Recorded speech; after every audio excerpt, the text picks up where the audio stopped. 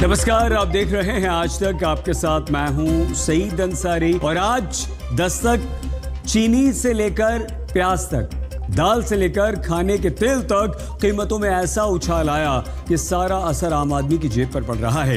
एक तो त्योहारों का सीजन, ऊपर से महंगाई की मार ने घरेलू बजट को बिगाड़ कर रख दिया है। तो आज हम दस्तक में आपको दिखाने जा रहे हैं कि क्यों अचानक से चीनी के दाम 70 रुपए किलो तक पहुंच गए और क्यों प्याज महंगाई के आंसू रुला रही है। तो आइए पहले बात चीनी की करते हैं। देखते हैं चीनी कम, महंगाई ज्यादा। देश की सियासत इस वक्त चीनी पर घूम गई है। चीनी की कीमतें तेजी से बढ़ी तो सियासत हाई वोल्टेज हो गई। बड़ी बात तो ये है कि चीनी के दाम 1-2 रुपए नहीं बल्कि 20 रुपए तक बढ़ गए हैं। जो चीनी 23 जुलाई को 49 रुपए किलो थी, सावन चढ़ते ही 6 अगस्त को 56 रुपए, 12 अगस्त को 60 रुपए, 18 अगस्त को 65 रुपए और 24 अगस्त को 70 रुपए क्यों पहुंच रही है। शुगर में जो शुगर केन के लिए जो शुगर केन आता है अब साखर बनाने के लिए, वो तो इथेनॉल में जाता है पूरा। तो कहाँ से आए ये सब चीजें, सरकार को पता होना चाहिए। आज हर चीज महंगी हो रही है, डीजल, पेट्रोल, सब कुछ महंगा। तो सोचिए, मुनाफे की वजह से ये पेट्रोल में इथेनॉल मिलवा रहे हैं और मुनाफे के लिए चीनी महंगी कर रहे हैं। ये जेब में किसके जा रहा है पैसा, सवाल ये है। चीनी के दाम आसमान छू रहे हैं।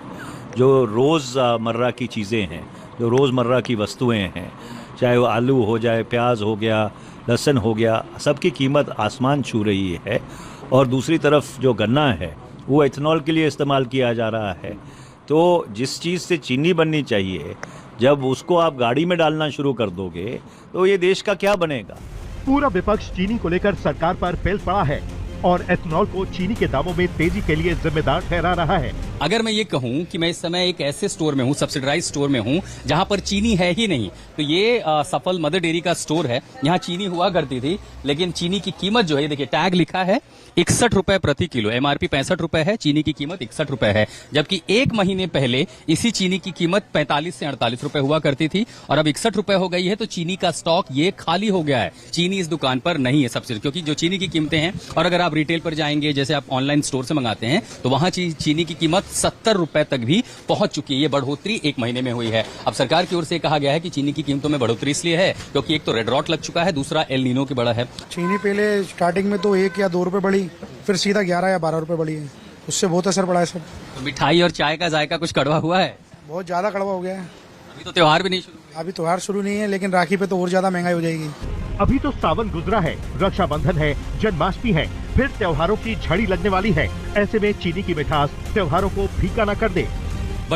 चीनी खपत तो डबल से ज्यादा ही हो जाती है।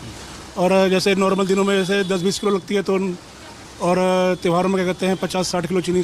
अभी जो चीनी के रेट बढ़े हैं, उससे आपके कामकाज पे या मिठाइयों की कीमत पर कितना असर पड़ा? बहुत असर पड़ेगा। अब जैसे जो चीनी कहते हैं हमें 43 की मिल रही थी, 45 की मिल रही थी, वही अब 70, 75 की, 80 की मिल रही है। तो कॉस्ट पे तो फर्क आएगा ही।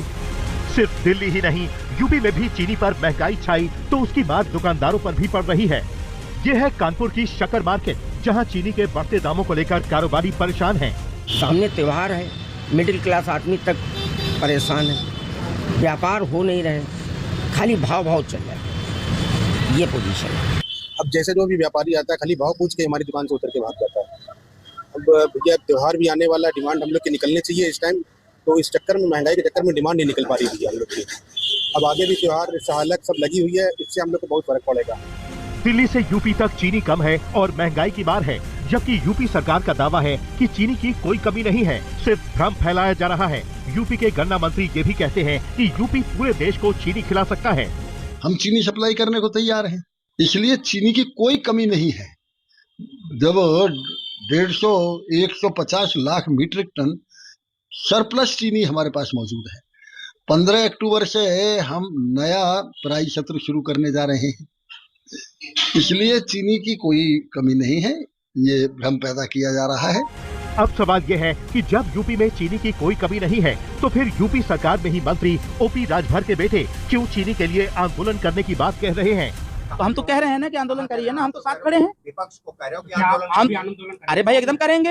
1 तारीख को मैंने प्रदेश की बैठक बुला रखी है और बुला करके जो चीनी का रेट बढ़ा हुआ है उस पे कैसे हम आंदोलन करेंगे, किस प्रकार का आंदोलन करेंगे इसका निर्णय लेंगे। मैं आपके माध्यम से कहना चाहता हूं कि माननीय अखिलेश यादव जी, आप आंदोलन करिए, हम आपके साथ। आपको बता दें कि देश के चीनी उत्पादन का 25 से 30% यूपी से आता है, यानी सालाना देश में करीब 3 से 3.5 करोड़ टन घरेलू खपत है, तो 89.2 लाख टन यूपी देता है, जबकि यूपी में चीनी की सालाना खपत करीब 48 लाख टन ही है। आम आदमी पूछना चाहता है, जब चीनी की कमी नहीं है तो फिर चीनी 70 रुपए प्रति किलो तक कैसे पहुंच गई? फिजिकल शुगर की अवेलेबिलिटी की देश में कोई प्रॉब्लम नहीं है। हम लगभग 35 लाख टन से ये सीजन क्लोज करेंगे और जैसे मैंने बताया लगभग 15 अक्टूबर के पास मिलें शुरू हो जाएंगी, नई चीनी आनी शुरू हो जाएगी। लगभग 10 लाख टन अक्टूबर में हम लोग बना लेंगे। सरकार चीनी के दामों को कंट्रोल करने की बात तो कर रही है, लेकिन सवाल ये भी है कि क्या चीनी पर महंगाई एथेनॉल के चलते आई है? इंडियन शुगर मिल्स एसोसिएशन यानी ISM की तरफ से इस पर भी जवाब दिया गया है। इथेनॉल चीनी की कीमतों के लिए बिल्कुल विलेन नहीं है। इथेनॉल प्रोग्राम जो है देश के लिए, किसान के लिए और सबके लिए बहुत अच्छा साबित हुआ है। और इथेनॉल प्रोग्राम में डाइवर्जन तभी होता है जब सरकार आश्वस्त हो जाती है कि डोमेस्टिक कंजम्पशन के लिए पर्याप्त शुगर है, उसके बाद ही इथेनॉल में डाइवर्जन होता है। और पिछले कई सालों में शुगर से भी इथेनॉल का डाइवर्जन घटता गया है। चीनी की कमी से सरकार का इनकार है, लेकिन कीमतों में बढ़ोतरी तो हुई है। सरकार और चीनी मिल संगठन एथेनॉल को चीनी कीमत का विलेन भी नहीं मानते, लेकिन कीमतें बढ़ी हैं। फिर आम आदमी का सवाल यही है कि चीनी के दाम बढ़ते ही कंट्रोल क्यों नहीं किए गए? अरे सब इंतजाम हो रहा है जी, चिंता मत करो। दिल्ली से आशुतोष मिश्रा के साथ आज तक ब्यूरो।